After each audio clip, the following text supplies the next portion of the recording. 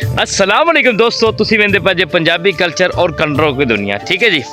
तो जिमें कि दोस्तों तुसी जानते जे कि माह रमज़ान आ गया, कल पहला रोज़ा है। ठीक है जी।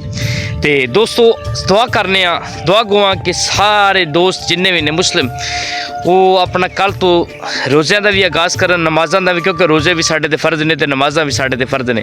तो दोस्तों गल यह कि पूरे 30 रोज़े जेडे 29 बनन या 29 बनन, लेकिन रखा जे। ठीक है जी।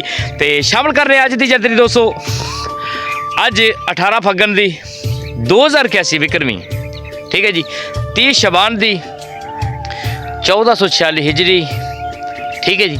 1 मार्च ईस्वी 2025 ते दिहाड़ जे अज हफ्ते का बोलिया जे ना। अल्लाह पाक तुहानू खुश रखे, अपने हिफ्ज़ो ईमान दे विच रखे जी। हुण सानू दिओ इजाज़त, मिलने तुहानू अगली वीडियो ते। अल्लाह ने